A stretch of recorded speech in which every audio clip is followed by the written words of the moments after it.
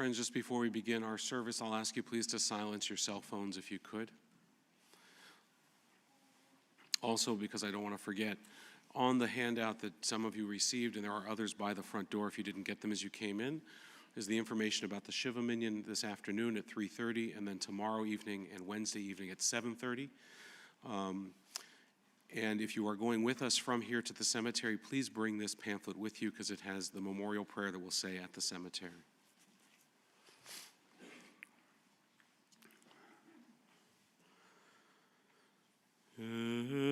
Esoinai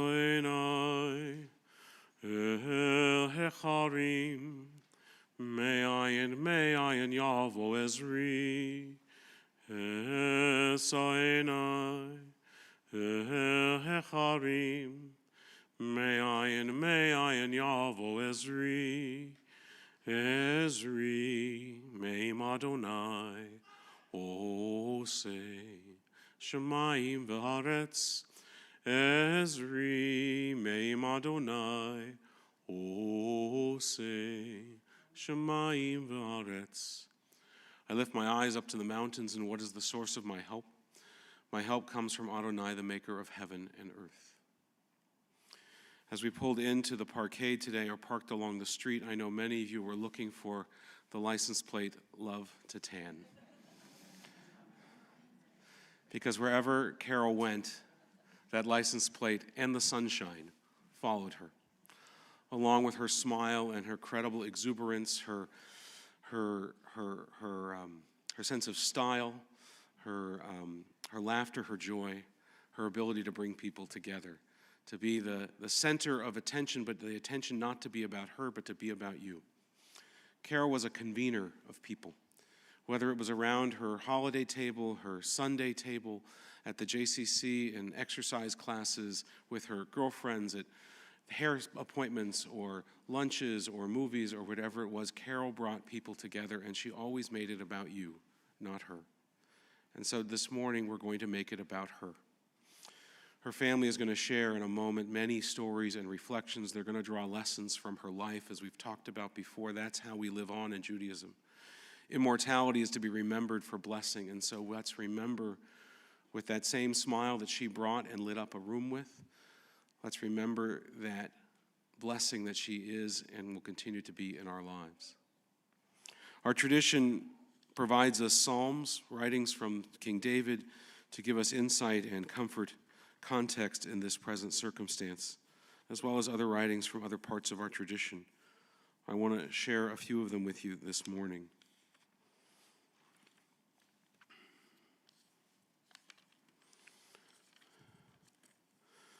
Birth is a beginning and death a destination, but life is a journey, a going, a growing from stage to stage, from childhood to maturity and youth to age, from innocence to awareness and ignorance to knowing, from foolishness to discretion and then perhaps to wisdom, from weakness to strength or strength to weakness and often back again, from health to sickness and back we pray to health again.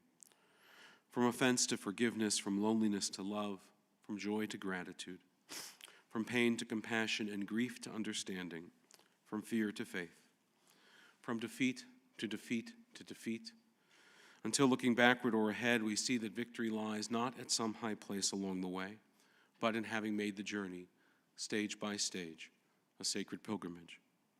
Birth is a beginning and death a destination, but life is a journey, a sacred pilgrimage made stage by stage, from birth to death to life everlasting. Amen.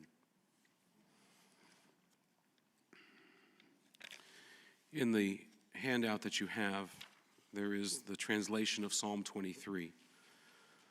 Let's read together in the English. It's on the inside left top corner. The Lord is my shepherd, I shall not want. God makes me to lie down in green pastures. God leads me beside the still waters. God restores my soul. God leads me in the paths of righteousness for the sake of God's name. Yea, though I walk through the valley of the shadow of death, I will fear no evil, for you art with me. Your rod and your staff, they comfort me. You prepare a table before me in the presence of my enemies. You anoint my head with oil. My cup runneth over. Surely goodness and mercy shall follow me all the days of my life, and I will dwell in the house of the Lord forever. Amen. In Proverbs, there is a passage called Eshet Chayil. It's familiar to some. Traditionally, it's read on Friday evenings as the Sabbath table is set and the candles are lit and blessed, challah and wine. As the family assembles and gathers for the meal, it's customary to bestow this blessing upon the mother, the woman of the house. It's an old school tradition, but its words, I think, have resonance, and in some ways, in many ways, I guess, Carol was kind of an old school gal. And so we offer this proverb, this blessing upon her at this time. Eshet Chayil mi yimsa, a woman of valor who can find. She is more precious than fine pearls. Her husband trusts in her, and so he lacks nothing. She does him good, never harm, all the days of her life. She perceives that her labor is rewarding. Her candle burns on into the night. She reaches out to those in need, extends her hands to the poor. She is clothed in strength and dignity, and she faces the future cheerfully. She speaks with wisdom. The law of kindness is on her lips. Her children rise up and bless her. Her husband sings her praises. Many daughters have done valiantly, but Carol, you, Eshet Chayil, you woman of valor, you excel them all. Amen. Excuse me, I'm getting over a cold. B'kol zman v'et l'kol chefetz tachat hashemayim, to everything there is a season, a time for every experience under heaven. And so now is the time to remember for blessing, to remember through story and through drawing lessons from Carol's life. I want to ask Alan to come forward now to share some memories about his mom. You want to speak from there, Alan? You can.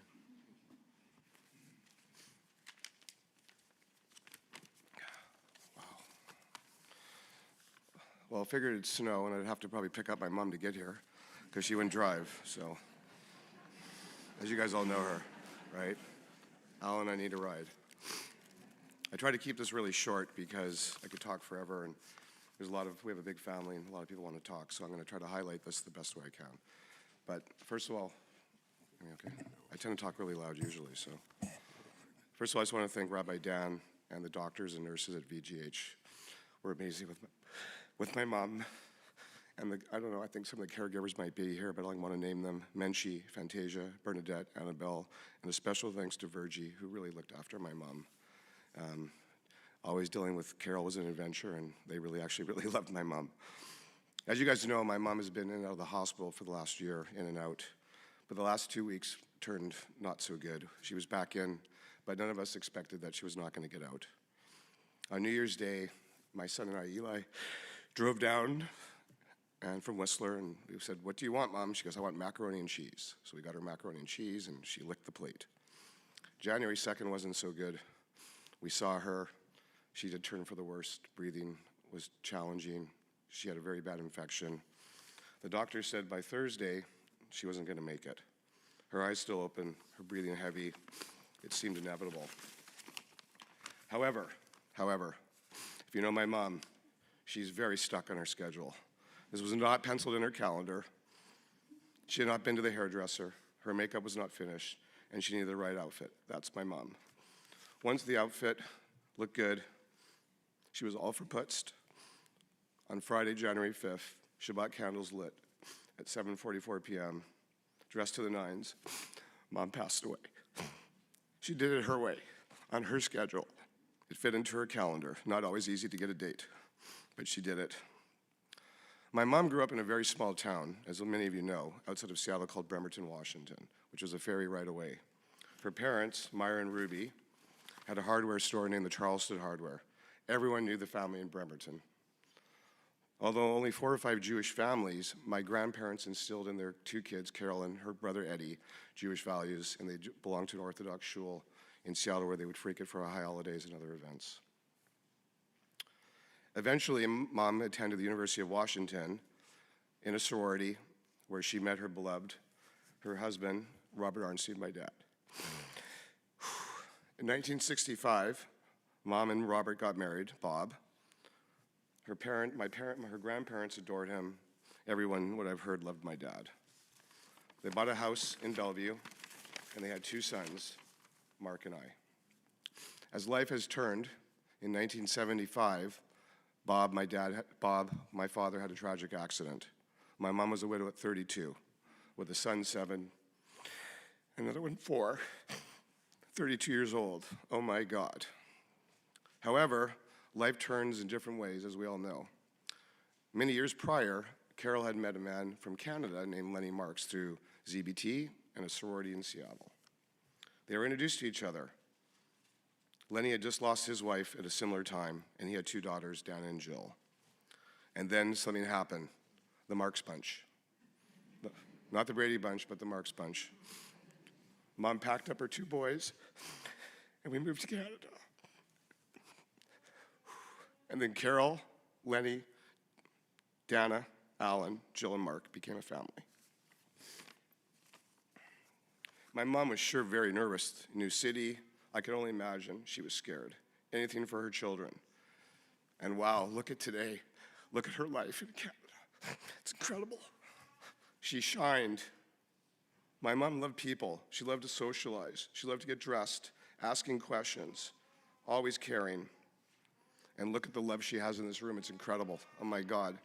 My mom moved from the U.S. to Canada, losing her husband in 32, and look how her life turned out. Look at the people here today. She would be thrilled, right? And her outfit would be just right.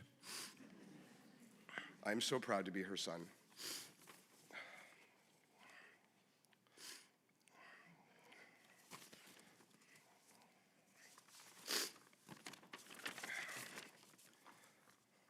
Mom, I'm gonna really miss you. I'm gonna miss the 10 phone calls a day. I didn't at the time, and I'm gonna really miss them. I really will. Your chocolate chip cookies, which are legendary, the M&M cookies, the fond memories that a lot of you have in the room of Collingwood Place, where all the kids tended to gather. You're concerned about how I was doing, the kids, your grandchildren, your busy calendar, knowing that you're at the hairdresser every Saturday and you're not gonna change that date. Your love for the Nordstrom sale, your love for shopping, friends, family, and most of all, I'm gonna miss my mom. Because since I was 7 years old, that's all I knew. That's all I knew. My kids, on my behalf of my kids, Michaela and Eli, they love their Bubba. I'm gonna tell you a quick story before I finish here. We waited for my mom after she passed, and the Chevra Kadisha came, and we weren't gonna leave until they came. And they came, and it's a very challenging time for all of us. And as the Chevra Kadisha was leaving, he says to me, "Is there a favorite song that your mom likes, or a band, or an artist?" And I said, she kind of really likes Elvis. He goes, "I like to play music when I'm picking up someone after they had passed." And he goes, "Is there a song?" And I said, "Love Me Tender." So that's how she drove away. I love you, Mom. You're in my heart forever, forever, forever, forever.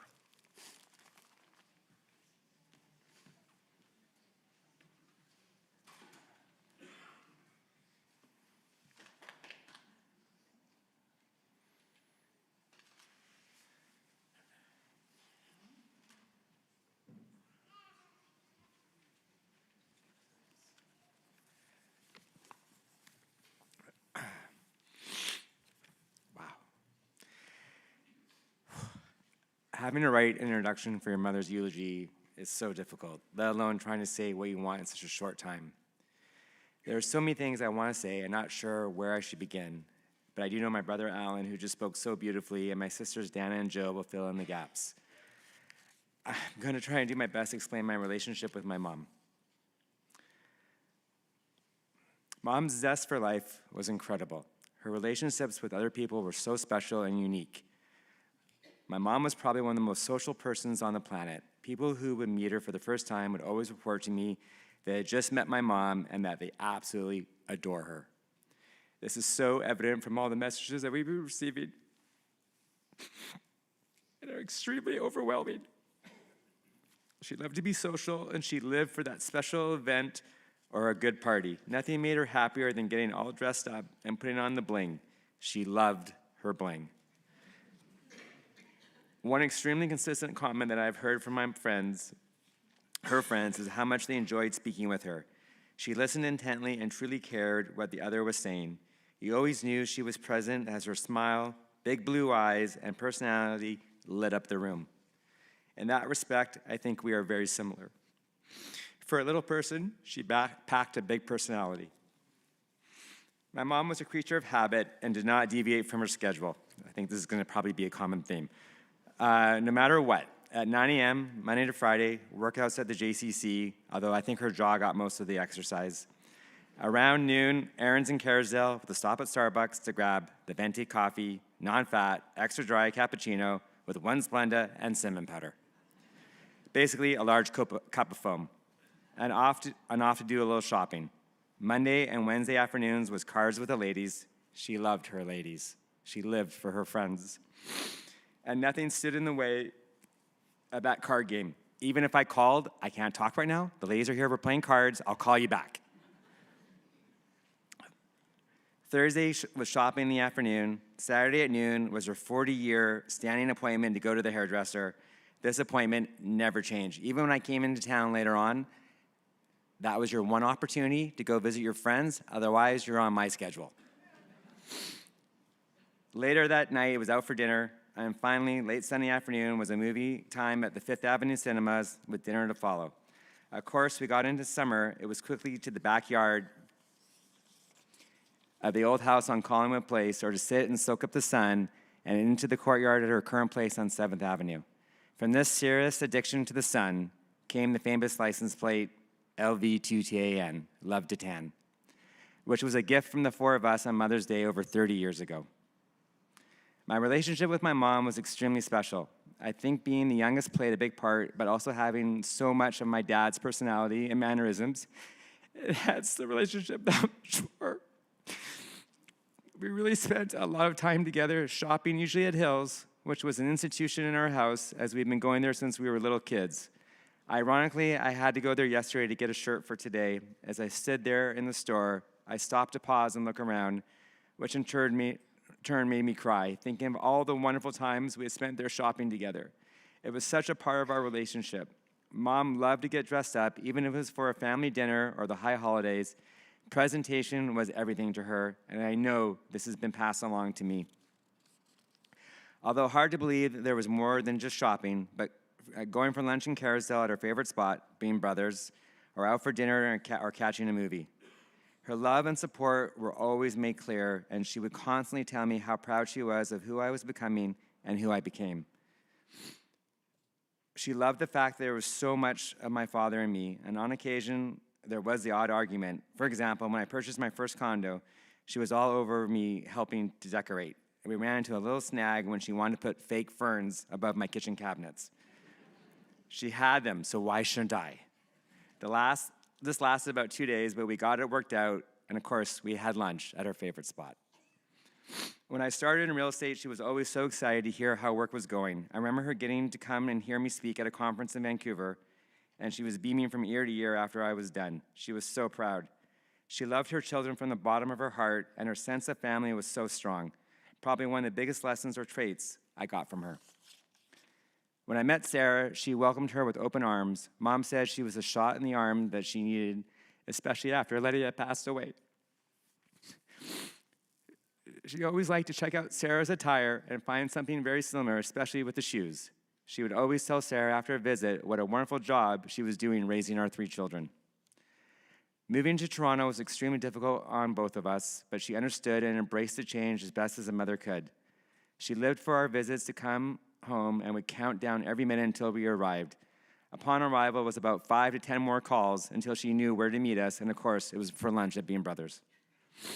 As Sarah and I started our family, and our visits back to Vancouver became even more special, as I knew it was so hard for her being so far away from us. Unfortunately, as her health started to deteriorate, the visits became harder for her to come to us, but we always did our best to make every effort to come out west. Mom was looking forward to Maya's bat mitzvah in June.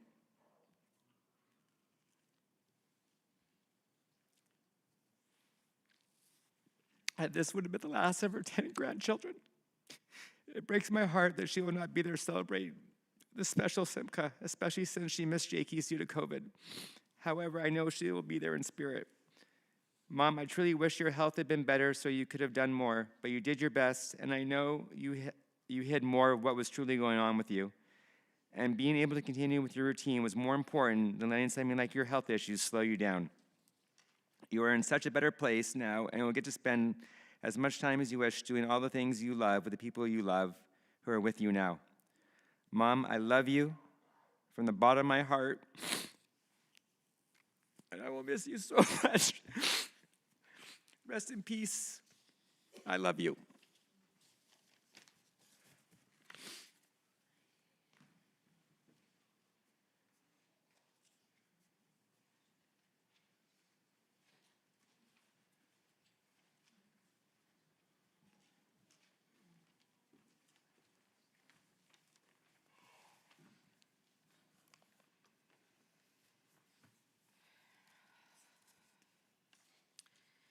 My first memory of Carol is when she and my dad were dating. We drove to Seattle for the first time to meet them. Dana and I made a pact on the way down that we were going to try and be nice. We remember thinking that Carol was very tanned, glitzy, and always put together. Mark was smiley and talkative, but Alan teased him relentlessly and was a little bit bossy. I can only imagine what she must have thought meeting us. Carol and my dad married in the summer before I started grade 3, and Dana started grade 5. I recall that Carol insisted we have school clothes that we wore to school but didn't play in. And before Carol, I was too young to remember who was in charge of our wardrobes, but we usually looked like quite the tomboys, and to say we needed help in that department would be an understatement. When Carol came along, we went shopping for new school clothes every season. Carol and I didn't see eye to eye when it came to clothes. Everything she picked, I rejected, and everything I picked was the complete opposite of her taste. She gravitated to pink and frilly clothing, and I was not a pink and frilly kind of kid. But from Carol, I learned that style was important, even if we disagreed on what it looked like, and I certainly have her to thank for that. In honor of her style today, I'm sporting royal blue nails and a blingy ring, which I know she would have liked. Carol and I were opposites in many ways, and it took us a while to find our groove. But over the years, Carol and I grew to accept and understand each other. Over the last 10 to 15 years, we've shared so many fond memories of family together, mostly revolving around Sunday night family dinners, either at my house or Dana's. We would catch up on each other's lives, and she was always excited to hear what our kids were up to. We'd talk on the phone, and she'd tell me what restaurants to go to and movies to see and not see. Another thing I learned from Carol was how to host big events and prepare for the holidays. Carol would lay out the table a week in advance and plan the menu and decor weeks ahead of time. And the lesson I took from it, I don't know if it was the right one, but that if everything looked really good, people may not notice or remember if something didn't turn out as planned. After my dad passed away, Carol moved out of the family home into her townhouse, and she decided that it was time to pass on the hosting torch to me and Dana. Carol would call me weeks in advance, wanting to know what was on the menu for Rosh Hashanah and what she could make for us. And I didn't do things the way she did, and I was always very last minute, and it drove her crazy. But she was always impressed that I pulled it off. She taught me to think about things like presentation and decor and flowers, which otherwise I would completely have forgotten to do. To ensure that Carol had sufficient advance notice about what to make and to hide that I haven't even thought about what the menu would be yet, I began asking her to make the same thing for every big dinner. It was her famous coffee cake that had the swirls of cinnamon sugar and chocolate chips. It was my favorite, and I'm sure if you played cards with her, you know which cake I'm talking about. She was always very busy with her friends and kept a full social calendar, and I think that's something we have in common, so maybe I learned that from her too.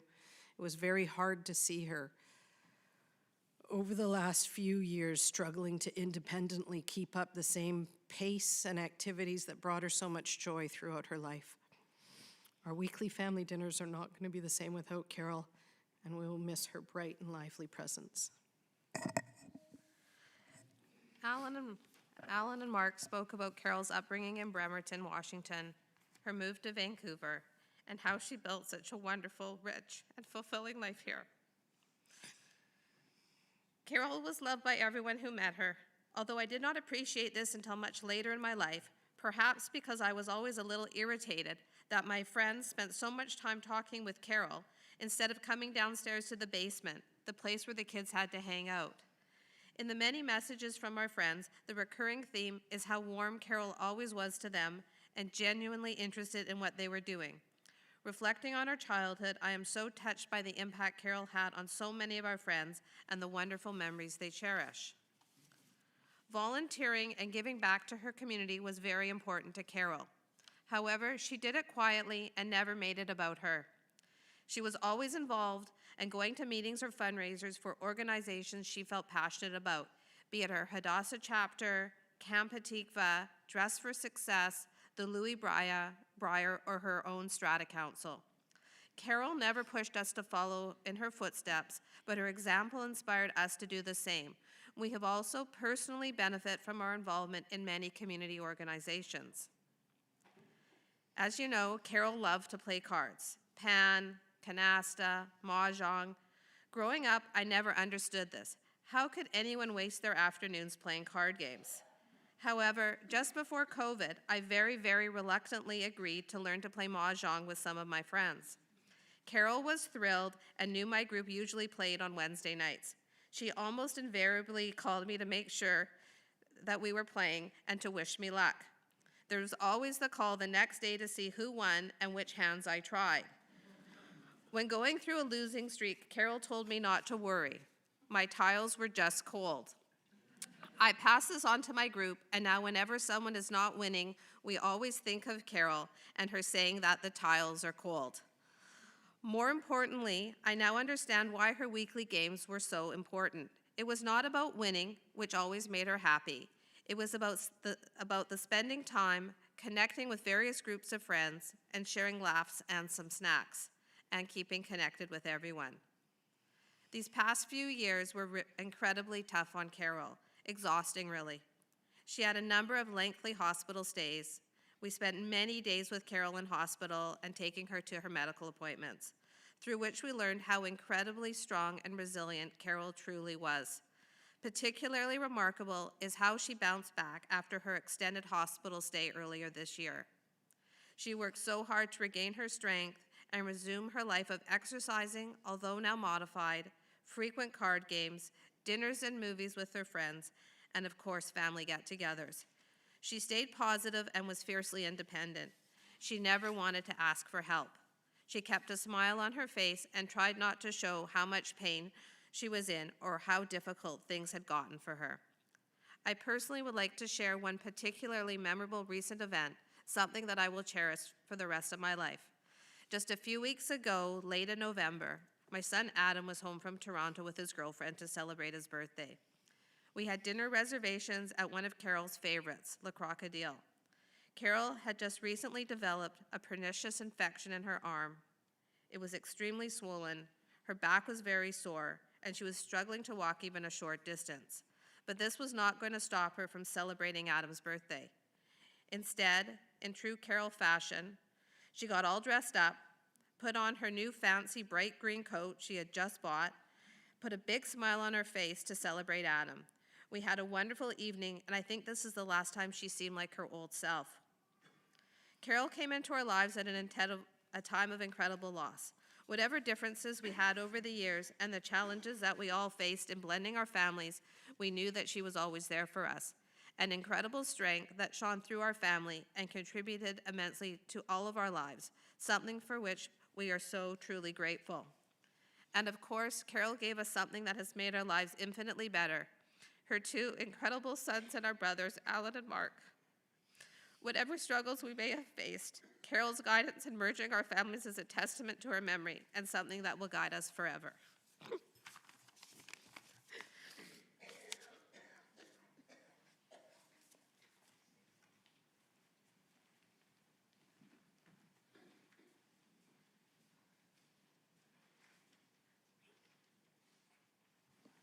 Michaela and Eli.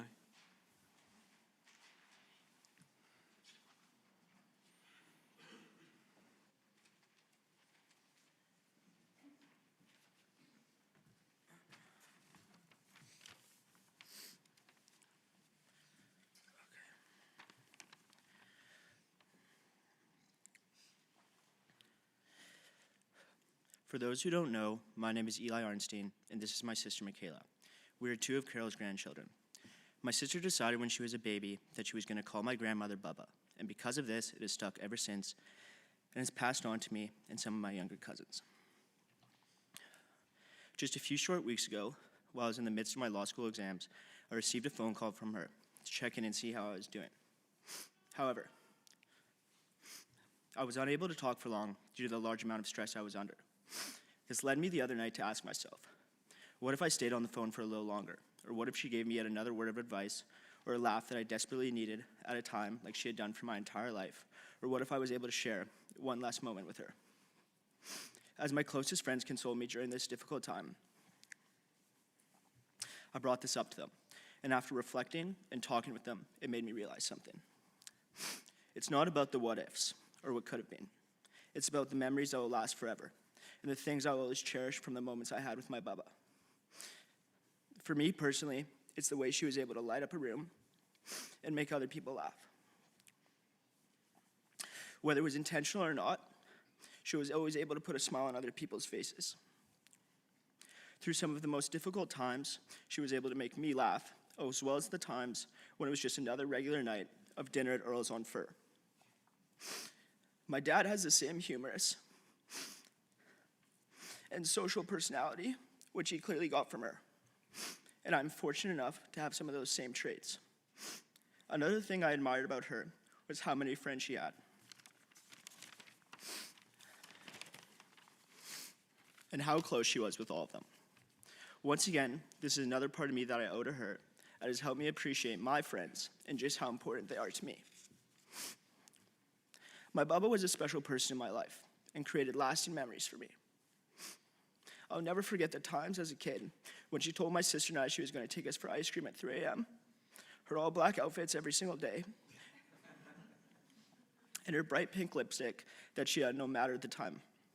She even put it on when I visited her in the hospital a short week ago. With all this said, it's not a goodbye because you've given me lasting memories and things that will stick with me forever. And therefore, you'll always be with me. I love you so much, Bubba, and I will be forever grateful for all you have given me. Following the passing of my Bubba, I also find myself thinking of the what ifs. What if I had been in Vancouver sooner, talked to her in person one last time, heard her voice one last time, wiped the lipstick kiss off my cheek one last time? Although I could dwell on the what ifs, I'm choosing to focus on the fond memories I have of Bubba and the huge impact she's had on my life. Her love for shopping and getting glammed up was passed on to me and was a theme in the activities we would do together. Every time I spoke to Bubba, she would tell me about her most recent purchases, and when I visited, she would take me straight up to her closet to show me all the new and almost always blingy clothes and shoes she had bought. As a little girl, I remember admiring all of the makeup Bubba had, and I would sit and I would watch her put it on, waiting for the day I'd be old enough to own all of these makeup products myself. And when I was old enough, Bubba started asking me what product I was wearing and where she could buy it. From the shopping trips to going to get our nails done every single time I visited, we always had a fun activity to do together. I've always admired Bubba's baking skills, even when she would bake us cookies 1 month before we visited and would put them in the freezer until we came. This past Passover, I tried to follow in her footsteps and make her famous chocolate-covered matzah. I called her many times for guidance and updated her on the final result. I will miss calling her for support, whether it be in my baking or just life in general. I will miss her every day, but she will continue to live on in not only my memory, but the memories of those who were fortunate enough to know just how amazing of a woman she was. I love you, Bubba.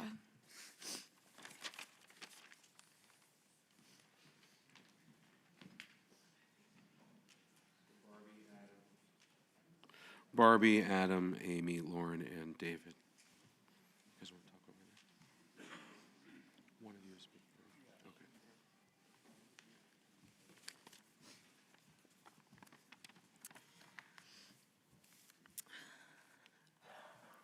My name is Amy, and I'm speaking to you today on behalf of the Vancouver grandchildren, comprised of my sister Lauren and my first cousins, Barbie, Adam, David. We feel so fortunate to have lived in Vancouver with Grandma, which obviously means we cherished our weekly family dinners. If you know our family, you know we don't shy away from a spirited debate at the dinner table. Our grandma was always ready to throw in her 2 cents and to often give us a good chuckle when she did. Our grandma loved her family. At every dinner, she looked forward to asking each of us for an update on the previous week of school, activities, and gossip. As we grew older, her questions went from being about school to asking about our careers and our relationships. The weekly check-ins always left us with the sentiment that Grandma not only wanted to be involved in every aspect of our lives, but more importantly, that she was immensely proud of everything each of her 10 grandchildren were up to. Our family dinners will simply never be the same without her presence at the table. Grandma's pride in her grandchildren extended beyond family time. Whenever we ran into any of Grandma's many friends, they too were in the loop with our latest activities. This occurrence was not rare. Grandma had more friends than any of us combined. Each run-in with one of her friends, whether it was at Oak Ridge, the JCC, or out and about, demonstrated how amazing she was at maintaining a million close friendships. As we all get older, we all hope to learn from her ability to maintain friendships for over 40 years. Our grandma's larger-than-life personality was known by more than just her friends and family. Her iconic Love to Tan license plate has reached a level of fame in Vancouver. For Barbie, Adam, David, and Lauren, who went to King David, everyone knew Grandma as Grandma Loved to Tan. Every day, someone would come up to one of them and say, "We saw your grandma today," referring to her car parked in the JCC parking lot or her presence in the gym. Even for me, who did not attend King David, my friends knew her iconic license plate and would spot it in Kerrisdale or parked outside her hair salon each Saturday. As you can see, our grandmother touched the lives of so many people, and as we stand here today reflecting on her life, we ask everyone to commit to lives filled with family time, endless friendships, card games, and a calendar full of social activities, just as she always had. We will all miss her dearly, and the impact she had on all of us will live on forever.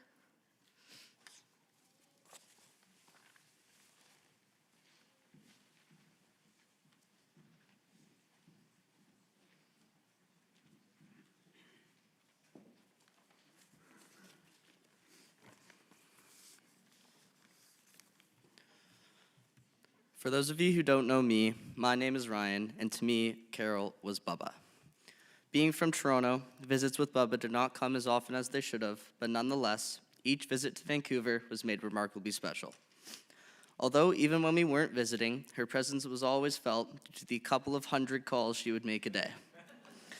Each call usually consisted of talking about the little things, like how school and hockey were going, or whether or not I had finally found a girlfriend yet. While sometimes there wasn't as much to talk about, each and every call was unique and full of endearments, and rarely ended without a little bit of the always entertaining scolding towards my dad for something being wrong with her iPad. As a younger kid, I didn't realize it at the time, but Bubba tended to be more traditional in her ways, while always loving. Looking back now, I realize this by the toys at her apartment, as most of them were discontinued sometime in the early 1960s. Regardless, they did the job, and while video games are pretty fun, nothing beats playing with Tinker Toys. As I got older, Bubba's more traditional lifestyle became more apparent, as one evening she happened to call my brother and dad were doing the dishes. She asked what we were up to, and Dad responded with, "The boys and I were just cleaning up dinner," and although I couldn't see her, I could perfectly picture the shock on her face as she replied with the resounding, "What?" As clearly this was new territory for her. Every time I do the dishes now, I tend to think of this moment, and now I hope that she will call back just one more time. Bubba was extremely loving as well as generous, and she made sure to make all of my siblings feel these prominent qualities of hers, with larger gestures like a birthday card that always came several weeks early, or a fresh cake shortly after arriving at her home. But the smaller gestures made just as much of an impact as well, like the kisses on the cheek that always left a lipstick print, or simply just how tightly she used to hold my hand when crossing the street. These smaller acts of love are the ones that truly resonated with me and are just a few examples of the countless expressions of love from Bubba. Moments like these were quick, but also meaningful to me, even if that squeeze of the hand hurt just a little bit. Bubba's ability to shop was quite remarkable as well, and for being a smaller woman, she could fly through a shopping mall, a quality I seem to have inherited from her. It's difficult for me to talk about my Bubba, as I wish I could have spent far more time with her, as she never failed to make me laugh. Her smile was contagious, and her fashion sense was second to none. I am left with so many fond memories of Bubba, especially the hugs she gave that would just about squeeze the air out of your lungs. Bubba, above all else, was kind-hearted, loving, and generous, and I only wish she didn't live so far away. Words cannot express the impact she had on my life, nor how much I'm going to miss her. I love you, Bubba.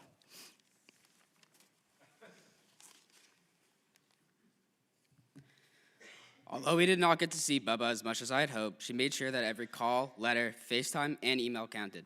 She always knew how to put a smile on my face every single time she called. A simple question like, "What was your favorite subject in school this week, Jakey?" would be asked almost every single time I was on the phone with her, and I cherished every single one. When I got the privilege to be in person with Bubba, she made sure every single visit was memorable. Whether it was her delicious cakes, the cookies she would force you to take when leaving the door, or the old chocolate that was there every single time in her TV room, I remember and loved every one of them. Bubba was one of the most kind-hearted, loving, caring, and affectionate people I've ever met in my life. She was never afraid to show that side of her, and we all had to show it when she left bright pink lipstick marks on her cheeks. I will never forget the baby photos of my siblings and I pinned against the bulletin wall in her kitchen, the bright yellow couches you were never allowed to sit on, or the twin bed with all the toys me and my brother stayed in. Bubba, you were one of the most special people I've ever met in my life. You were able to bring up a room with a joke or a comment, and I cherished every single one of them. I'm going to miss you every single day. Thank you for all the memories you've given me, and thank you for always being one call away.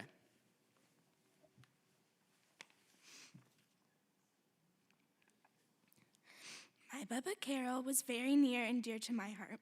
She was always filled with kindness, compassion, and integrity. Whenever I would visit Vancouver, a trip to Rocky Mountain Chocolate for caramel apples always happened no matter what, which will always be special to me. Even though my family and I live in Toronto, my Bubba always called to check in. She would speak to my brothers and I about how school was, what our current favorite subject is, and how our dog Connor was doing. Visiting my Bubba was always something special and something I looked forward to doing. We would bake cookies, cakes, and have the best time. We would go shopping, and she would always grab my hand and hold it tight while crossing the street. I know my Bubba was looking forward to my bat mitzvah, and it will be hard without her. Even though she's gone, my Bubba will always stay in my heart. I'll miss her so much and love her forever.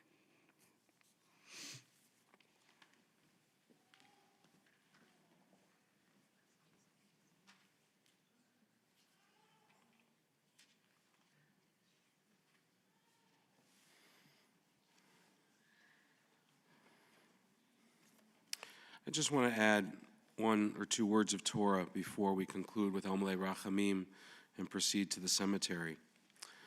Much has been said about how Carol was a person of style, how she was blinged and bedazzled and fatutzt and all of the other terms. You know, there are pages in Torah dedicated to how the priests would dress at the temple times, how the colors and the threads and the royal garbs would be properly adorning them, the sash and the ephod and the bells and the crowns that the priests would wear. And some commentators have looked at this and wondered why so much effort and so much ink was spent on the outward appearance of the priests when it was the rituals that they would perform that were most important. And our traditional commentators have looked at that and they have pointed to two mitzvot, two commandments. One is siddur ha-mitzvah, that when one is commanded to do something, one should do it to the fullness and to the full extent and the full beauty that one can do to show a particular affinity and attention to detail that is appropriate to a commandment from God. And the other is the one that I think is particular to Carol, and that is that our insides should match our outsides.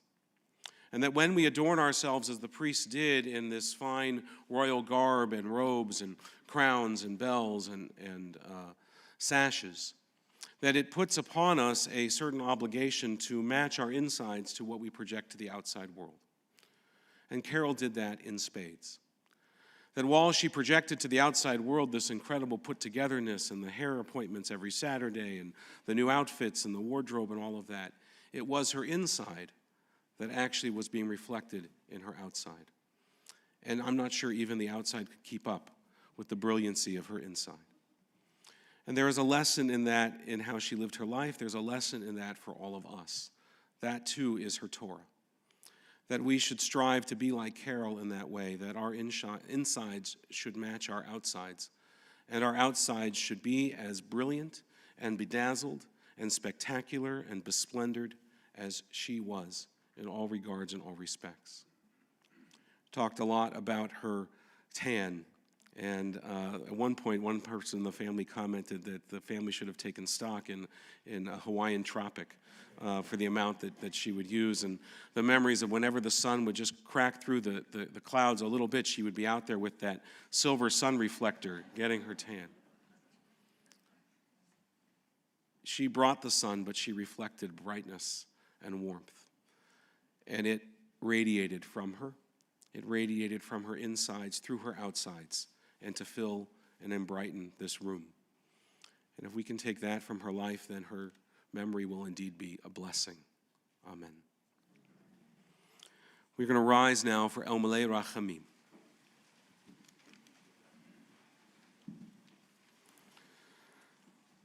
El Malei Rachamim, Shochen Bamromim, Hamitzeh Menucha Nechona, Tachat Kanfecha Shechina, Im Kiroshim Utchorim, Gezochar Akim Mazkirim, Et Nishmat, Sarah Bat Mordechai Barivka, Shechalal Olama, Shira Bat Mordechai Barivka, Shechalal Olama, Baal Harachamim, Yastirecha, Besetek Nafav Olamim, Vaitzur, Bitzur HaChaim et Nishmata, Adonai hu nachalata, V'tanuach b'shalom al mishkava, V'nomar Amen.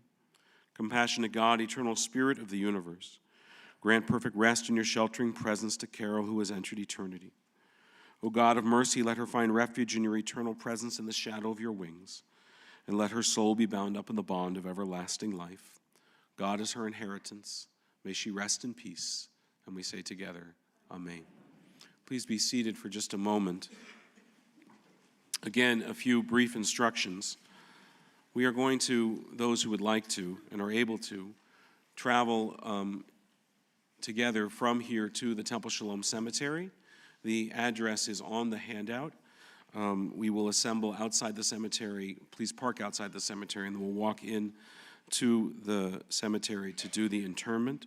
Following interment, we'll come back to the city, where around 12:30 or so, there will be a gathering at William and Diana's house. At 3:30 this afternoon, there will be a Mincha Shiva Minyan, and then tomorrow at 7:30 at the house, and Wednesday at 7:30, a Mariv Shiva Minyan service. And we invite you to be present for those things, for those services. There is information about donations that can be made in Carol's memory to the J West Project through the Jewish Federation, the JCC Redevelopment Campaign.